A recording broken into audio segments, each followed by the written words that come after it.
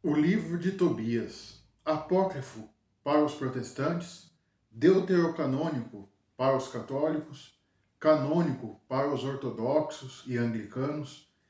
Discussão essa à parte, que eu convido a quem se interessar a assistir os meus vídeos a respeito do livro do Eclesiástico, do livro da Sabedoria, do livro de Baruque, que eu venho trazendo também um apanhado, uma explicação um pouco mais aprofundada sobre essa temática, que envolve essa discussão toda entre apócrifos, deuterocanônicos, pseudocanônicos, pseudoepígrafes e toda essa questão. Mas aqui nesse vídeo eu vou entrar especificamente no livro de Tobias. Pois bem, eu me valho aqui de duas Bíblias, né? Uma, a tradução da CNBB, e a outra, a que eu uso porque eu considero mais completo, haja visto os comentários que ela trazem, é a Bíblia, a tradução Ave Maria, né? Então, essa Bíblia já é um pouco antiga, mas eu considero ela muito rica em conteúdo. Uma coisa interessante, que o primeiro ponto que é dito sobre o livro de Tobias é que ele não deve ser entendido, não deve ser visto como um livro histórico na acepção mais plena do termo. Muito embora o conteúdo dele seja um conteúdo histórico, no sentido que ele foi redigido por volta do ano de 200 a.C., né? E aí, novamente, eu faço um parênteses para entrar naquela questão que eu já abordei nos outros vídeos, que é o período, aquele período chamado intertestamentário, né? Que vai desde Malaquias até Cristo. Um período onde muitos consideram que não houve profeta na Terra, né? E, portanto, os escritos ali não são considerados como sagrados para muitas vertentes, nem judaicas e nem cristãs, né? Então, ele se insere ali. Mas o comentarista aqui, ele aponta essa questão interessante. O livro, de certa forma, ele pode ser entendido como alegórico, né? Como contendo expressões figurativas, né? Como modos de simbolizar e representar uma ideia. Lembrando aqui uma coisa interessante, que o livro de Tobias, ele guarda certas similaridades com o livro de Jó, né? Naquele sentido de que um justo que sofre, né, e no final das contas, no final da história, Deus o retribui, né, com muito mais, Deus o exalta, né, o eleva, depois de todo o sofrimento que ele passou por ser uma pessoa fiel a Deus. Basicamente, traz uma história nesse sentido também. É algo interessante a perceber, porque mesmo com relação ao livro de Jó, né, os autores, os estudiosos da Bíblia, os historiadores, têm também uma dúvida se o livro de Jó ele é um livro histórico no sentido literal, de que existiu realmente aquela pessoa, de que todos aqueles fatos foram narrados, todos aqueles fatos narrados são exatamente literais, históricos, ou se ele é um livro alegórico também, simbólico, com o objetivo de passar uma mensagem espiritual. Então, nesse sentido, os dois livros, pode-se dizer que os dois livros caminham lado a lado, né, com o objetivo de passar uma mensagem, elucidar um princípio, né, passar um princípio. E aí o comentarista bíblico aqui, ele traz que por esse ser o objetivo do livro de Tobias, ele é perfeitamente aplicável a todos os cristãos. Né? Vai passar aquele ideal da família cristã, né, que vive no temor de Deus, que colhe as suas bênçãos por viver os mandamentos de Deus e que a providência divina no final sempre dá um jeito para os problemas que se apresentam, né? É interessante então também localizar aqui onde que se localiza, onde que está inserido a história de Tobias, né? Está inserido na dispersão. Enquanto a tribo, né, de Judá foi levada cativo por Nabucodonosor, Israel foi levado em cativeiro pela Assíria. Né? Então, os israelitas, os judeus, todo o povo ali estava disperso entre as nações.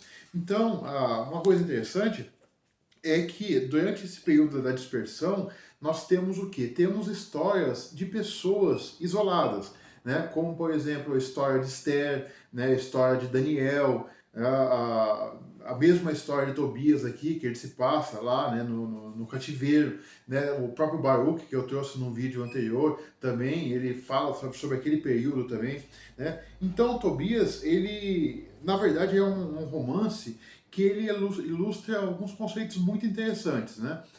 ele traz duas histórias que se caminham em paralelo. Primeiro é a história de Tobit, pai de Tobias. Né? Ele é da tribo de Naphtali, ele é levado em cativeiro pelos assírios, e ele vai para ali e ele continua vivendo os mandamentos de Deus. Mesmo em uma terra estranha, em uma terra que adora outros deuses, novamente essa temática aparece, né? E ele continua fiel aos preceitos de Deus ali. E ele fala até que muitos ali Jeroboão, né, naquela época ali, Jeroboão tinha colocado bezerros de ouro, né, no templo de Israel, né, para ser adorado, e muitos adoravam aquele bezerro de ouro. E ele não, ele se voltava sempre à adoração do Deus Isaac e Jacó. Então ele mostrava a sua fidelidade ali. Né? Mas uma vez que ele é levado cativo, ele continua sendo fiel às suas crenças iniciais, né, ao Deus único. Ele vai sofrer algo que é a perda da visão.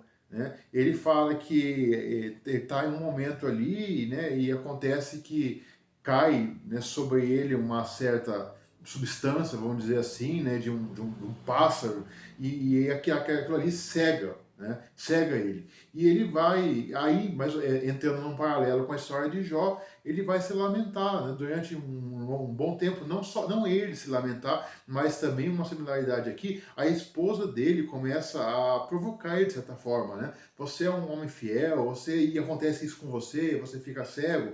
Lembrando que lá no final é dito que ele já tinha uma idade avançada quando isso acontece. Né? Paralelamente a isso, nós temos a história de Sara. A história de Sara, o que é? Ela não consegue consumar suas núpcias. É dito que ela é dada a 7 maridos e que todos eles morrem na noite de núpcias, vítima de um demônio chamado Asmodeu. Né? Então, temos duas histórias ali. Nisso, do Tobias, filho de Tobit, ele resolve partir uma viagem, né, porque ele precisa de uma herança ali, tem toda uma questão de sobrevivência também em uma terra estrangeira. E ele parte, ele encontra uma pessoa, né, um companheiro de viagem, e ele parte. Depois, lá no final, vai ser aquele companheiro de viagem dele, que é chamado de Asaías por ele vai ser identificado, ele vai se identificar como sendo o anjo Rafael. Né? O anjo Rafael, que é um dos grandes que assistem, né, à presença de Deus, que vem para fazer justiça, né, amando de Deus, né, vai resolver toda aquela situação. Então, transcorre toda uma viagem, tem um episódio muito interessante, que é um episódio onde eles pegam um peixe, né, e ali o Asaías, né, que depois é identificado como Rafael, fala para ele guardar o fígado e guardar também uma outra parte, né, do peixe que vai ser usada depois. Né? Então, o que vai acontecer? Ele vai chegar em um determinado local, né, que é a casa de Raguel, que é o pai de Sara, na verdade, né, e que quando identifica ele, que também é do povo de Israel, né, se enche de júbilo, né, porque na verdade eles tinham ali um parentesco de proximidade de primos, né, primo de segundo grau, enfim. Mas para ele é um grande motivo de júbilo ter encontrado ali, digamos que um pretendente dentro da sua própria família, né, de família, não só família física, consanguínea, mas família na fé também, né, israelita, enfim. Mas ele fica com muito medo de oferecer Sara, né, em casamento a Tobias, e Tobias morrer também, porque é o que vinha acontecendo, né, com todos aqueles maridos ali. No entanto, o anjo fala para o pai de Tobias, não temas, porque isso aconteceu porque ela estava reservado para ele. É com ele que ela deveria se casar. Aqui a gente tem um ponto interessante, né? Alguns comentaristas do Novo Testamento, comentaristas bíblicos, apontam a possibilidade daquela história que Cristo usou para os saduceus a respeito da mulher que se casou com 7 maridos, né? E que um a um ia morrendo. Né? Aquela história ser, na verdade, uma alusão que Cristo estava fazendo ao livro de Tobias, uma vez que naquele período, né, de Jesus Cristo, a versão da Bíblia hebraica, da Bíblia judaica que era utilizada, continha esses livros. Né? Isso é interessante, né? A chamada Septuaginta, né? Que foi a tradução da Bíblia do hebraico para o grego. Então, naquele momento ali, esses livros eram perfeitamente conhecidos por Jesus Cristo, por todo aquele povo ali. Né? Então, continuando, o que que vai acontecer, né? O Tobias, ele é dado em casamento a Sara, né? E o anjo instrui ele a fazer queimar o fígado daquele peixe como uma forma de afastar e de exorcizar aquele demônio Asmodeu. Né? Inclusive, essa passagem ela é criticada muito pelos protestantes que falam que isso é encantamento, que por isso o livro não seria inspirado por causa dessa história, que não é assim que se procede um exorcismo, enfim, né? Simbologias ou não, literalidades ou não. Fato é que, transcorrendo a história, né, de fato o Tobias não vai ser acometido por aquele mal, ele vai passar a noite de núpcias, né, e um longo período ali vai passar em oração antes de receber Sara como sua esposa, né, e ele finalmente ele não morre, né, então os dois vão ter uma vida depois felizes e fecundas, vão ver netos, né, conforme é dito lá no final do livro. Já de volta para a sua casa, né, o fel do peixe, né, uma outra parte de substância ali, é colocada, né, nos olhos do Tobit, que é o pai de Tobias. E isso ali, e aí o cura daquela cegueira dele. Né? Tá aí um outro ponto onde os protestantes criticam muito o livro de Tobias, alegando que o livro não é inspirado exatamente porque traz também magias e encantamentos e coisas desse sentido, exatamente por esse outro episódio também. Só que lembrando que Jesus Cristo faz algo similar no Novo Testamento, quando ele vai fazer aquele lodo, né, aquela espécie de barro, né, de saliva misturado com a terra e colocando nos olhos daquele cego, né, e mandando aquele cego se lavar, e então aquela pessoa volta a ter a sua vista restaurada. Então, essas mesmas pessoas que criticam o livro de Tobias por esses episódios aí, se esquecem que o próprio Jesus Cristo também usou algo similar. E isso é uma análise que eu percebi ao ler a obra, né? A obra de... Um outro elemento interessante é a personificação de um ser celestial. Durante boa parte da história, como eu já mencionei aqui, esse anjo Rafael, ele se comporta e ele se apresenta como uma pessoa normal. Né? Tanto é que ele faz todo um transcurso, né, que se a gente for perceber, é uma viagem longa que ele faz ali com Tobias, né? Ele come, né? Ele se alimenta, ele bebe, né? Então ele é uma pessoa normal. Né? Inclusive, Tobias não sabe que ele é um anjo, acha que ele é um companheiro de viagem, é um amigo. Só lá no final, né, no capítulo 12, onde esse ser ele vai se identificar realmente como sendo Rafael, né, um dos grandes anjos que assistem à presença de Deus. E ele vai explicar muito sobre isso nos versículos 17, né, nos versículos 11 até o 17.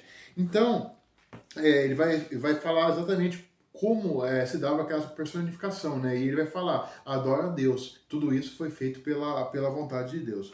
No último capítulo, que é o capítulo 14, né? O capítulo 13 tem um cântico de Tobit, exaltando ao Deus Israel, que não os abandonou mesmo em cativeiro.